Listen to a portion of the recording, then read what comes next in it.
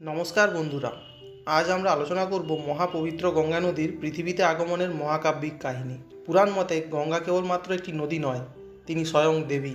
তার আগমন কিভাবে হলো, কেন তিনি স্বর্গ থেকে মর্তে এলেন এবং এর পেছনের রহস্য কী, আসুন ডুবে যায় এই পবিত্র কাহিনীতে।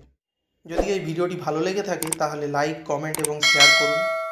আমাদের চ্যানেলে সাবস্ক্রাইব করতে ভুলবেন না, যেন এইরকম ভক্তিমূলক ও পৌরাণিক গল্প আরও পেতে পারেন। গঙ্গা আদতে স্বর্গের নদী, যাকে অক্ষয়িনী গঙ্গা বা মন্দাকিনী বলা হয়। তিনি ভগবান বিষ্ণুর চরণ থেকে উৎপন্ন হয়েছিলেন এবং স্বর্গে প্রবাহিত হতেন। একদিন মহারাজ সগর তার 60,000 পুত্র সহ এক মহান অশ্বমেধ যজ্ঞ শুরু করেন।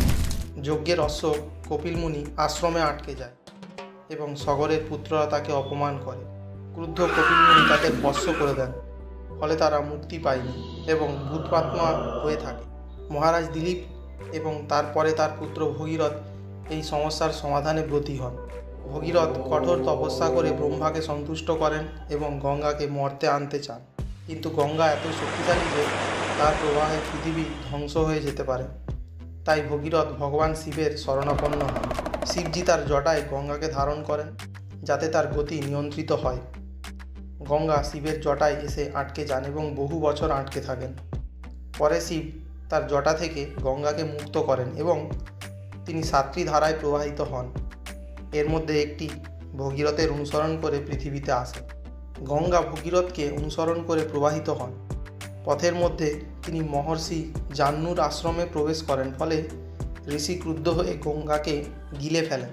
ভগীরথ পুনরায় প্রার্থনা করলে ঋষি গঙ্গাকে তার কানের মাধ্যমে মুক্ত করেন, তাই গঙ্গাকে জাহ্নবী নামেও ডাকা হয়।